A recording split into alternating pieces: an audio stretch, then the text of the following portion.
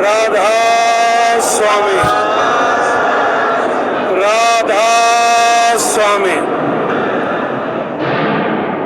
गुरु चरणों में उपस्थित प्यारी साध संगत जी, हम सभी जानते हैं कि आज का दिन का हमारे जीवन में कितना बड़ा महत्व है। आज के दिन देह रूप में, हाजिर मौज के रूप में हुजूर महाराज जी ने अवतरण लिया, हम सब जीवों पर दया फरमाई और इस काल जाल से मुक्त करने के लिए अपने शरीर का सारा सुख त्याग कर साध संगत की सेवा सहूलियत के लिए अपना पूरा जीवन अर्पण कर दिया। हम बड़े भाग्य जीव हैं। गुरु महाराज जी स्वयं अपने शब्दों में फरमाते हैं कि भक्तों भगवान कहे मैं तेरे कहे मैं चलूंगा, या भगवान संत सदगुरु तो स्वयं अपने भक्तों की मुकुट के मणि हैं। ये प्रत्यक्ष रूप से हमें पल पल दिखाई भी देता है, क्योंकि ये हमारी आकांक्षा हो सकती है। हमारे दिल में जब सतगुरु के प्रति प्रेम हिलोरे मारता है, तब हम सतगुरु चरणों में अरदास लगाते हैं कि दुनियावी चीज जो आजकल चली हुई है, उसके लिए भी जब हम हुजूर के चरणों में अरदास लगाते हैं, हमारी आकांक्षाओं, हमारे ख्याल को देखते हुए इसके लिए भी हामी भरते हैं। इतने बड़े दया के सागर, इतने बड़े सत्पुरुष, इतना विराट व्यक्तित्व वाला संत हमने इस लोक में देखा, ये हमारा बहुत बड़ा भाग है। ऐसे बिरले गुरुमुख के दर्शन हमें पल पल हो रहे हैं, जिन्होंने इस कलयुग में, मैं गुरु अधीनी में बताता हूँ, गुरु महाराज जी भी अपने सत्संग में फरमाते हैं, ये कलयुग बहुत आगे निकल के छल युग में बदल गया, कल युग में बदल गया, खल युग में बदल गया। जब इतनी सारी शक्तियाँ हम सब जीवों के सामने खड़ी हैं, उससे निपटने के लिए भी युक्तियाँ अलग अलग होती हैं, लेकिन हमारा भाग पड़ा कि हमें ऐसे दयाल पुरुष मिले कि एक ही रूप में इन चारों व्याधियों की एक युक्ति हमें सुझा दी। वो युक्ति है नाम की, वो युक्ति है संत सदगुरु की सेवा करने की। आज 18वां अवतरण दिवस मनाने के लिए हम गुरु महाराज जी के चरणों में उपस्थित हुए हैं। इसके लिए हमने रक्तदान शिविर गुरु आज्ञा से प्रारंभ करवाया। बहुत से भाई बहनों ने रक्त का महादान दिया। उसके बाद 3 घंटे लगातार गुरु महाराज जी दर्शन के लिए विराजमान रहे और अब पुनः हम गुरु चरणों में उपस्थित हुए हैं। और इस अवतरण दिवस कार्यक्रम की शुरुआत मैं गुरु चरणों में अरदास करूंगा भाई सुरेश तायल जी से कि दीप प्रज्वलन करवा के इस पावन दिन की शुरुआत गुरु महाराज जी से, इस कार्यक्रम की शुरुआत गुरु महाराज जी के कर कमलों से करवाएं। राधा स्वामी।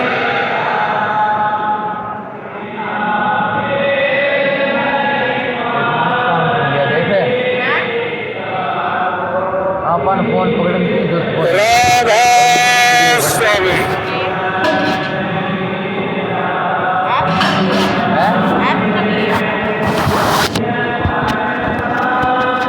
की जरूरत को नहीं, ये देख लिए स्क्रीन रिकॉर्डिंग चल रही, बाद में आपके कर दूंगा मैं, बाद में डाल दूंगा स्क्रीन रिकॉर्डिंग। अपनी आवाज भी जा रही है फिलहाल इसमें। गुरु महाराज जी स्वयं फरमाते हैं हम प्रत्येक मंगल कार्य की शुरुआत मंगलाचरण से करते हैं। मैं गुरु चरणों में बैठे सारे शब्द पाठी भाइयों से अनुरोध करूंगा, मंगलाचरण करके इस पावन मंगल दिन की शुरुआत भी आप करें। राधा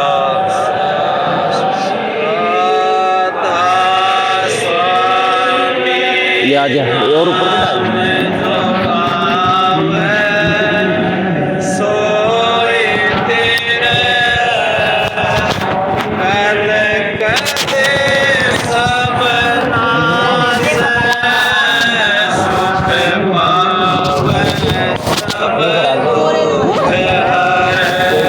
वो करना पड़ेगा।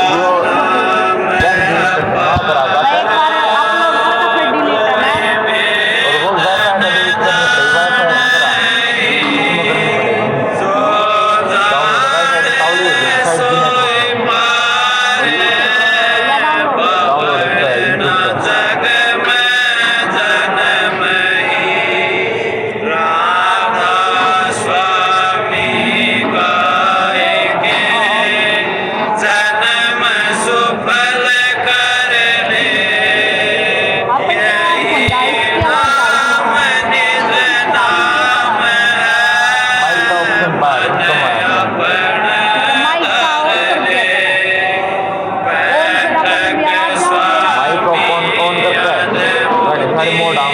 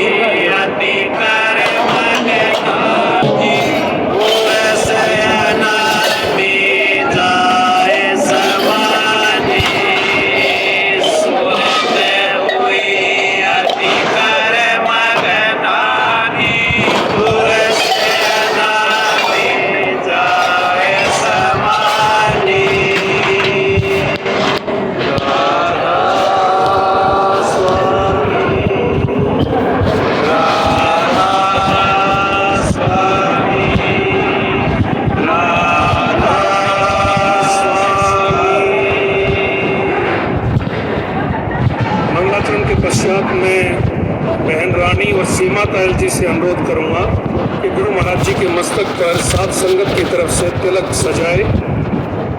बहन रानी और बहन सीमा तायल।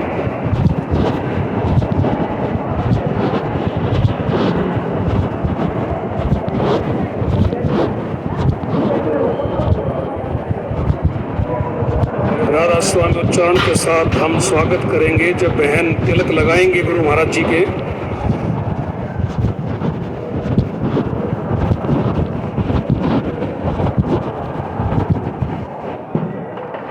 राधा स्वामी, राधा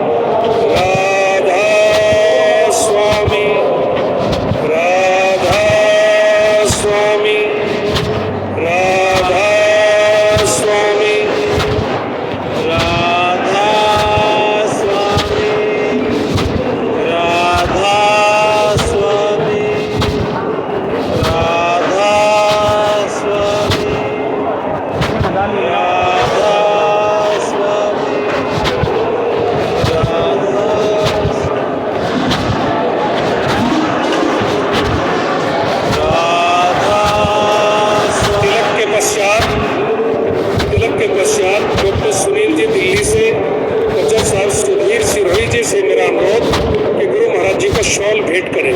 साध संगत की तरफ गुरु महाराज जी को शॉल भेंट डॉक्टर सुनील जी और सुधीर सिरोही जी।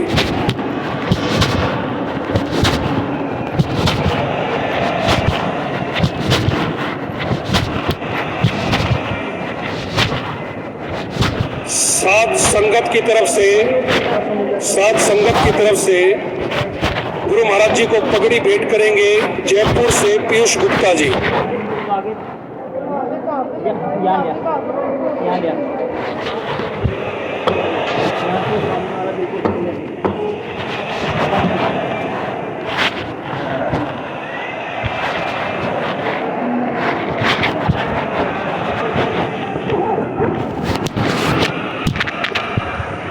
आपके पास कौन सा है? टचाड़ा है उसका फोन है सिंपल और टचाड़ा पाया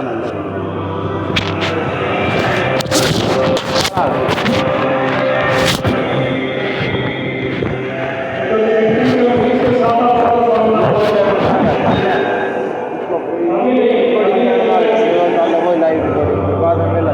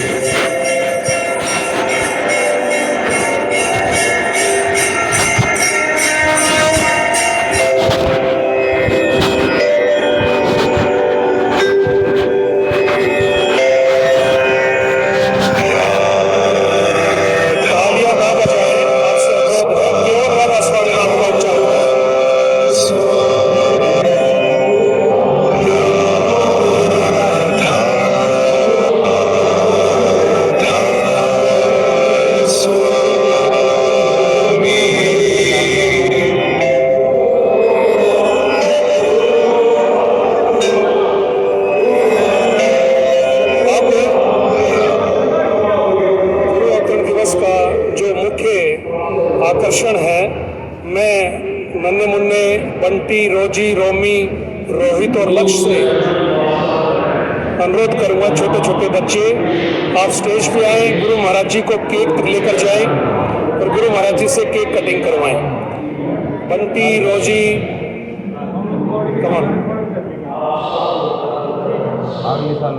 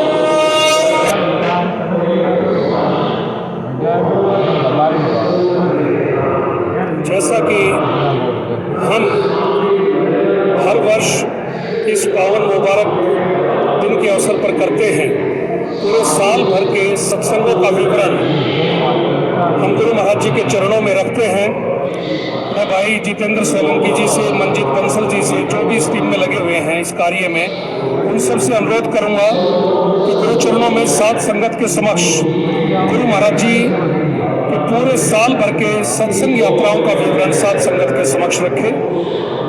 आपसे अनुरोध।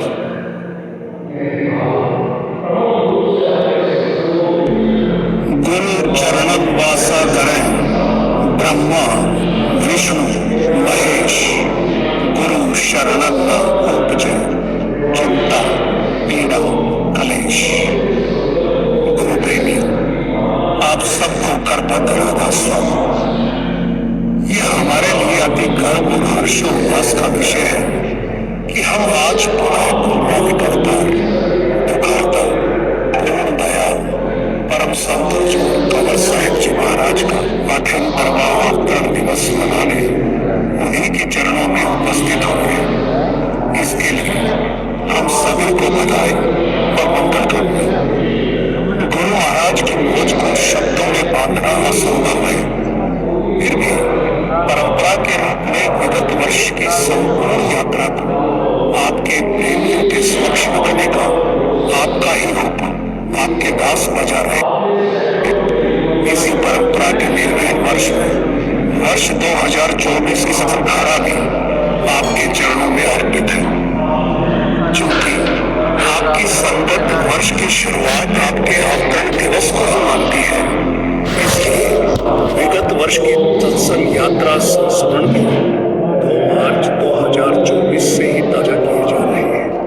2 मार्च 2024 को भिवानी शाखा आश्रम में साध संगत गुरु महाराज जी का अवतरण दिवस धूमधाम से मनाया। सत्संग फरमाते हुए हुजूर ने जन्मदिन को चिंतन का दिन बताया और गुजरते समय के प्रति सचेत रहते हुए परमात्मा की भक्ति करने का वचन फरमाया।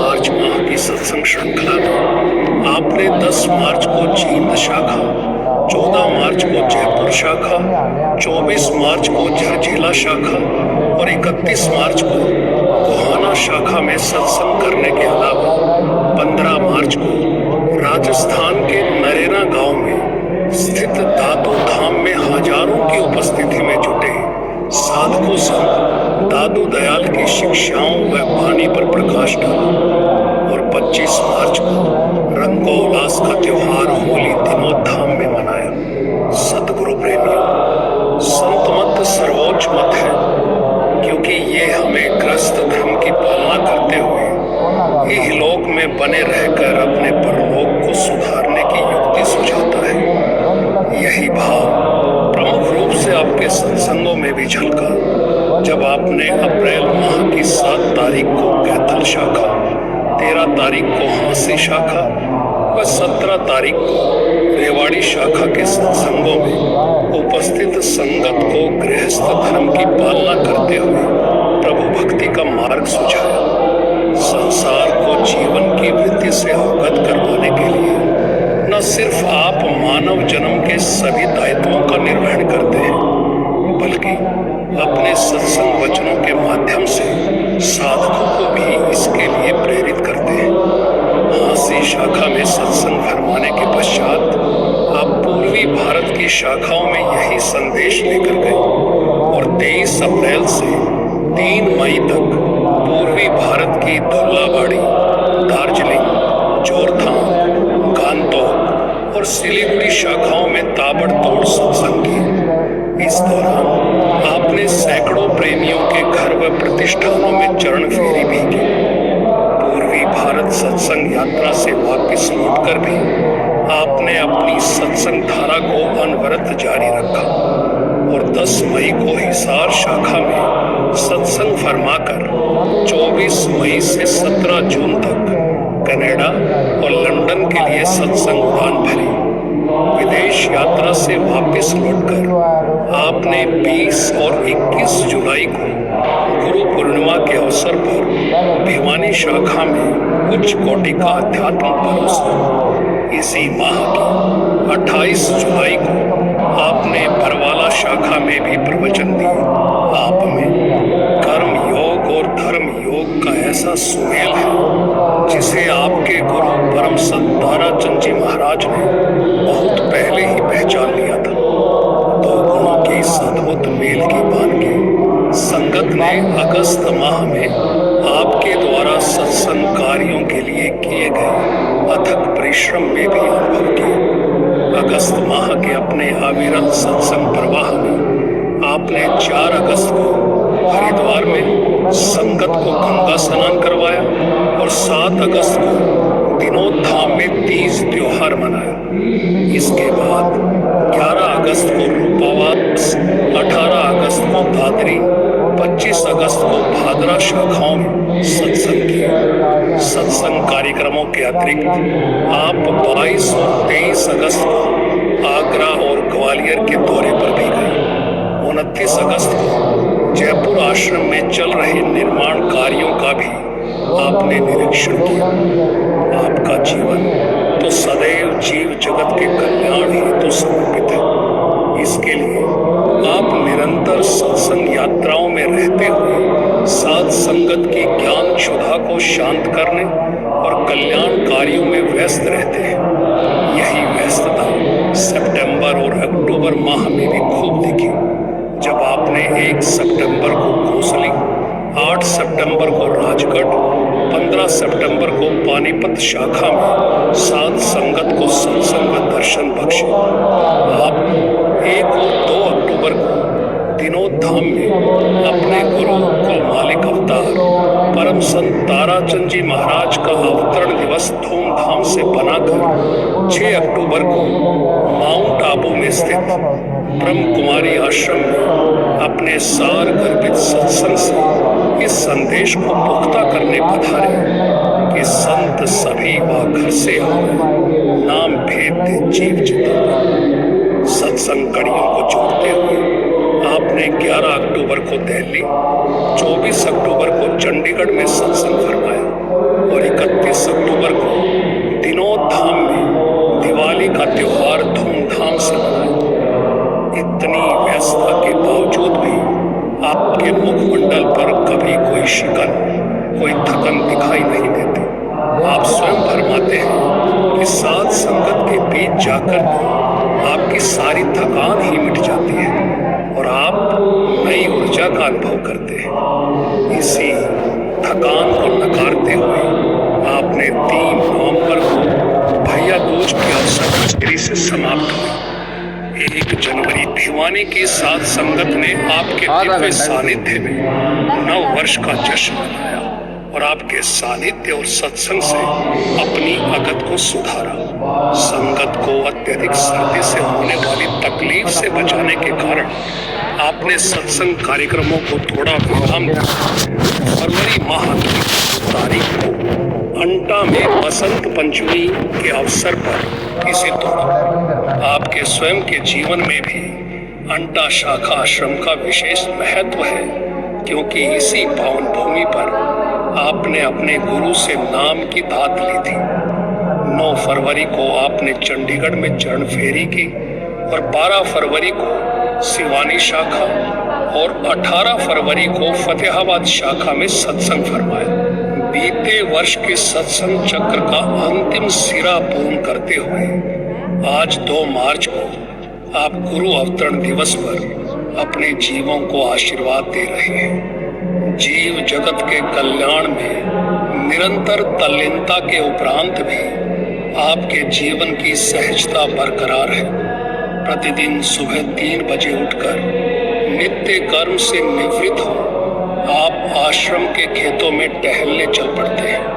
आपके सानिध्य को पाकर ये वनस्पति और इनमें रहने वाले पशु पक्षी भी आनंद विभोर व धन्य महसूस करते हैं। सत्संगों के अलावा आप द्वारा विनोद धाम में हर दिन 3 दरबार भी लगाए जाते हैं, जहां संसारी लोग अध्यात्म सहित सामाजिक और भौतिक दात पाते हैं।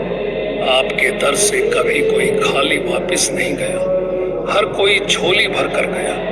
आपने सिद्ध कर दिया कि आपके गुरु महाराज जी द्वारा आपको दिया जाने वाला मास्टर का संबोधन कितना सार्थक है। आप सही मायने देने में मास्टर है, डिवाइन मास्टर। आपके सच्चरणों में बारंबार राधा स्वामी, राधा स्वामी, राधा स्वामी।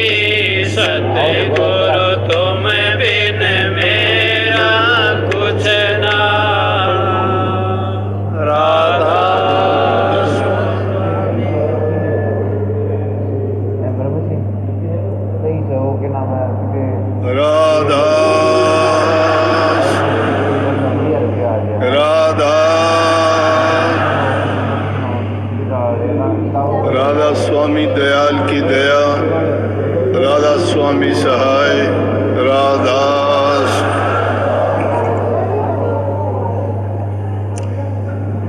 प्यारी साध संगत जियो, भाइयों बहनों, बच्चों, जितने भी आप सत्संगी प्रेमी सत्संग लाभ के लिए उपस्थित हुए हो, शांति से बैठ के सत्संग लाभ उठाएं। अवतरण दिवस जन्मदिन का तो बहाना है, अपना मुख्य कार्य सत्संग से है और इसीलिए मैंने इस जन्मदिन के आडंबरबाजी से बचने के लिए इसको सत्संग का ही रूप दे दिया। जन्मदिन खुशी की बात है, इस बहाने से आप आए हो, बहुत बहुत आप सबका धन्यवाद, क्योंकि सबने जन्मदिन की बधाई दी है। परंतु मैं इस बात को थोड़े से दूसरे प्रकार से सोचता हूँ। खुशी होती है किसी चीज की उन्नति होने में। मुझे खुशी मिलती है संगत के बढ़ने से, संगत में प्यार बढ़ने से, और जितनी ज़्यादा संगत होती है उतनी ही मुझे खुशी होती है। जन्मदिन की क्या खुशी मनानी है, जन्मदिन तो जिंदगी को कम करता जा रहा है, लेकिन जीवन तो थोड़ा भला जो हरी सुमन हो, लाख वर्ष का जीवना टूटे धैर्य हो। जीवन चाहे 4 दिन का हो, लेकिन उसमें प्रभु की भक्ति होनी चाहिए।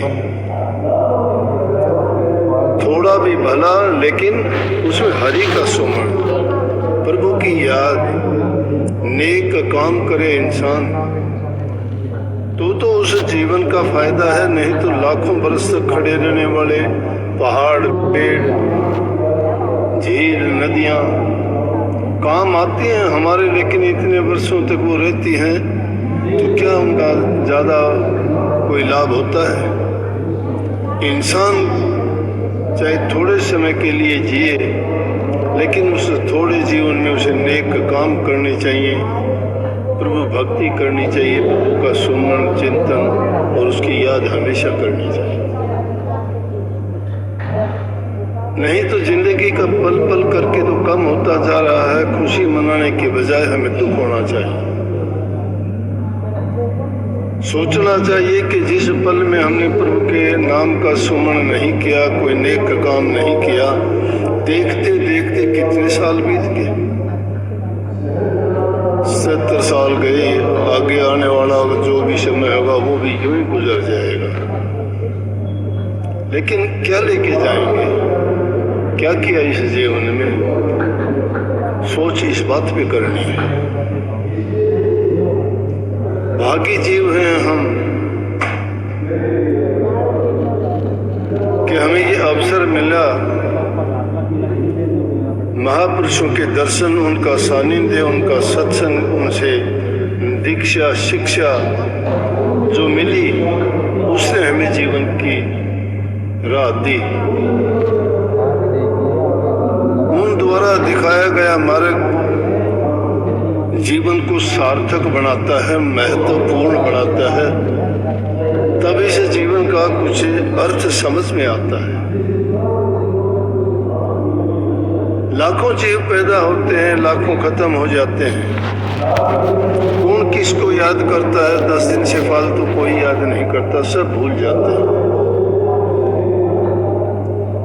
परंतु जो प्रभु के भक्त होते हैं, जिन्होंने उनके नाम को याद किया, उनकी नाम की कमाई की, वो सदियों तक अमर हो जाते हैं। देह रूप में नहीं होते, उनके सिद्धांत, उनकी शिक्षा, उनके उपदेश हमेशा जीवित रह के संसार के जीवों को उसी प्रकार से मार्ग दिखाते रहते हैं जब वो देह रूप में होते हैं। जीवन है, इसमें उतार चढ़ाव आते रहते हैं, कभी खट्टा कभी मीठा, कभी दुख होता है कभी सुख भी होता है। जिंदगी के अनुभव हमने सब प्रकार के देखे हैं, विशेष रूप से मैंने तो सारे देखे।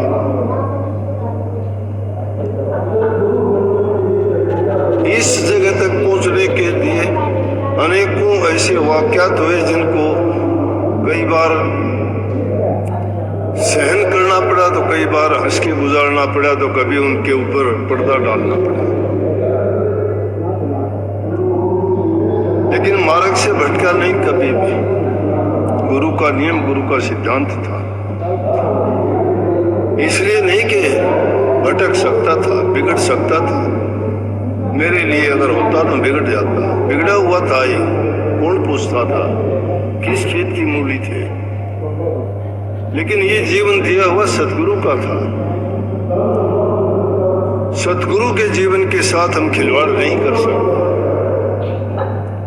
उस जीवन में करते हमें कौन पूछता था। आज अगर कुछ करते हैं तो गुरु को, सत्संग को, नाम को बट्टा लगता है, और वही लाज, वही मर्यादा और वही सिद्धांत हमें जिंदा रखते हैं। जिस इंसान के जीवन में कोई सिद्धांत नियम ही नहीं है, उस जीना भी क्या है उसका। लाज मेरी नहीं है, इज्जत मेरी नहीं है, याद मुझे नहीं करते। अगर मुझे खुश देखते हो, खुशी मेरी नहीं है। अभी जो बातें सुनी मेरी बातें नहीं थी, गुरु की बातें थी। मैं गुरु नहीं हूं, मैं तो सेवक था, सेवक हूं, नौकर हूं।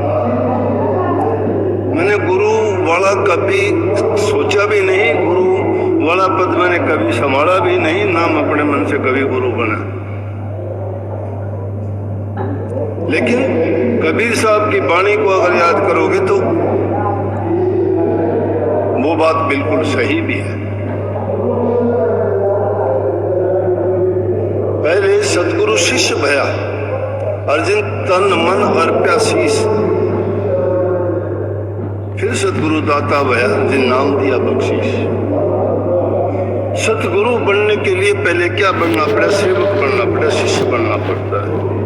और शिष्य कब बनता है? जब तन मन अपना सब अर्पण कर देता है। कोई तैयार होता है क्या अर्पण करने के लिए?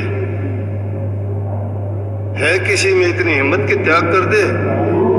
गुरु गोविंद सिंह ने संगत में 5 शीश मांग लिए थे, सन्नाटा छा गया।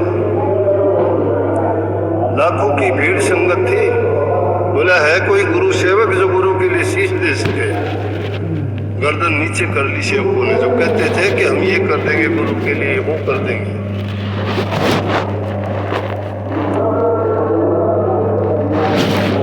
तन मन धन सब गुरु के अर्पण जो कर देता है, उसका कल्याण उसी वक्त हो जाता है। भक्ति नाम आपने अब तक नाम लिए कितने दिन हुए? अरे कुछ तो पैसे, 2 पैसे कमाए होंगे भक्ति के। दुनिया की मिट्टी की बात नहीं करता, वो मिट्टी है, कुछ नहीं है, वो कोई काम भी नहीं आती है। हाँ, जब तक नहीं मिलती है दुनियादारी भी उसकी कदर है। अगर वो नहीं होती तो भी रुलाती है, और होती है तो भी रुलाती है। जिसके पास नहीं है वो उसके बिना रोता है, जिसके पास है वो उसको रख के भी रोता है। तासीर उसकी ऐसी है, नहीं है। परंतु एक इंसान जो हो, जिसकी औंधी खोपड़ियां नहीं समझ पाता हो, तृष्णा नहीं भरती कभी भी, उसकी ऐसी कामना लगी रहती है कि इसके बिना शायद क्या होगा। प्रभु ने सबका इंतजाम करके भेजा है। ये मन में यकीन, भरोसा क्यों नहीं रखते प्रभु का? सतगुरु उन्हीं का तो रूप है, वो यही तो शिक्षा और ज्ञान देते हैं। सतगुरु बनने के लिए उन सीढ़ियों को पार करना पड़ता है। दुनियादारी की बातों को निभा देंगे आप, दोस्ती भी निभा देंगे, प्यार भी निभा देंगे, दुश्मनी भी निभा देंगे। गुरु की शरण निभाना बड़ा कठिन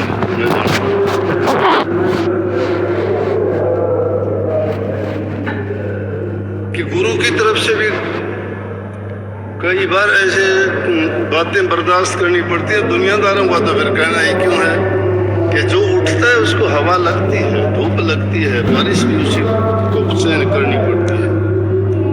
जो उठता ही नहीं, कुछ है ही नहीं, तो उसकी गिनती भी क्या है? उठना चाहते हो, बढ़ना चाहते हो, आप सब में वो शक्ति है, सब में ताकत है।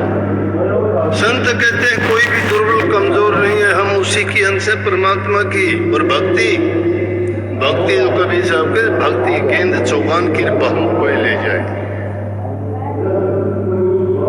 ये तो मैदान की गेंद है, कोई भी ले जाए, लेकिन ले जाने के लिए उसको अपना सर्वस्व त्याग करना पड़ता है। त्याग करने के लिए हम तैयार नहीं होते।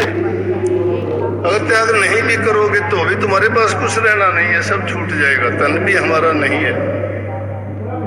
लेकिन जब गुरु को सौंप देते हैं तो सब कुछ अपना हो जाता है।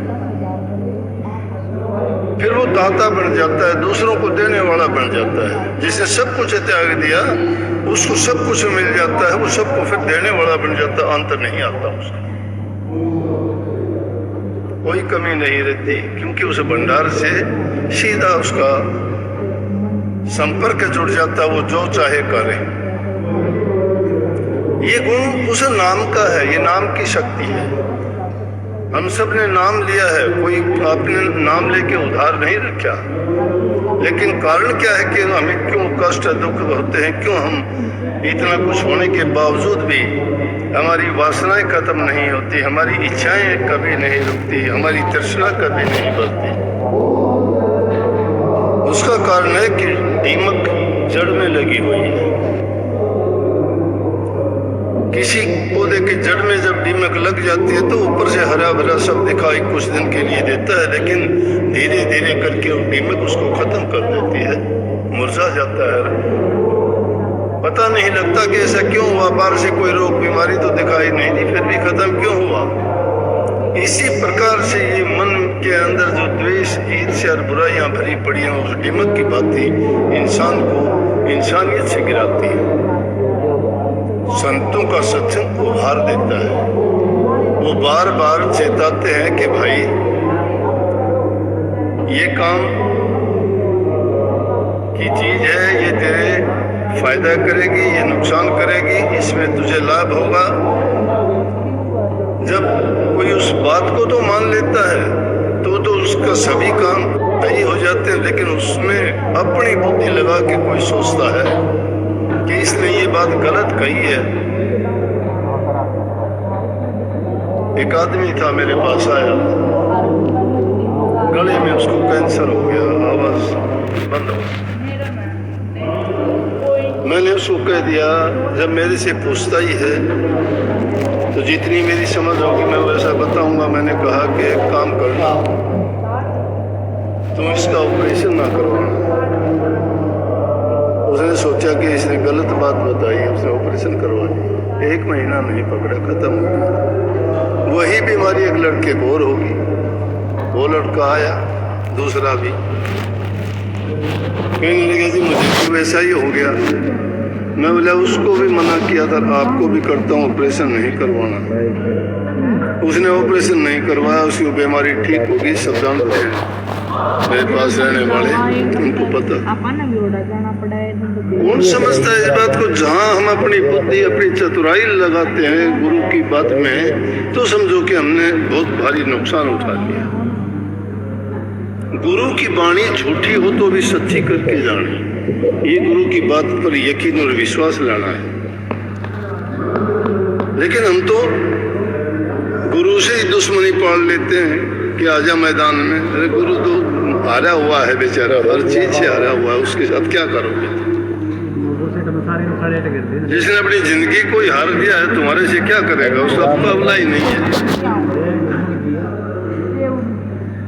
तो वो दीमक क्या है? एक औरत थी, पौधे लगा रखी थी, वृद्ध थी, उसको कुछ दिन के लिए बाहर जाना पड़ गया। बोली मुझे तो बाहर जाना था, अब क्या करूं, मेरे पौधों की संभाल कौन करेगा? उसका लड़का बोला माता जी क्यों इतनी चिंता करते हो, आप निर्भय होके जाइए, मैं संभालूंगा। बोले अरे मैं तो इसमें रोजाना पानी वगैरह देती हूँ। उन्होंने बोला कोई बात नहीं, मैं भी दे दूंगा। कभी देखा ही नहीं था पानी कैसे देते, क्या करते। उसको जाना पड़ा 10-5 दिन, रह के जब आई तो रोजाना पानी देता रहा। पानी क्या देता रहा, पौधों के ऊपर पानी छिड़क देता, बस नीचे पानी जड़ में दिया नहीं। वो आई तो सब पौधे मुरझाए हुए और सूखे हुए थे। कहने लगे भाई तूने गलत किया, तूने मेरे सामने कहा था, वादा किया था कि मैं इनकी संभाल करूंगा, ये पौधे क्यों सूखे? बोला मैंने आपसे भी ज्यादा संभाल के रोजाना दिन में 3-3, 4-4 बार इनको पानी देता था। बोले बेटा पानी कहाँ देता था? नला देखो इनके पत्ते में ऐसे साफ करता था, ये करता था। बोला जड़ में तो पानी तूने दिया नहीं। जड़ हम क्या है, जड़ वो इसी प्रकार से हमारा मन है। हम बाहर के शरीर से अनेकों क्रियाएं करते हैं, अनेकों क्रियाएं को जप करते हो, तप करते हो, और की आरतियां करते हो, कहीं कहीं जाके मत्थे टेकते हो, कहीं तीर्थों पे जाके स्नान करते हो, कहीं दान देते हो, लेकिन मन की भावना सही नहीं है। मन के अंदर हमारे व्याधि जो व्याप्त है वो दूर नहीं करते और बाहर का दिखावा करते हैं। जो दिखावा भी अगर सच्चे मन से करो तो भी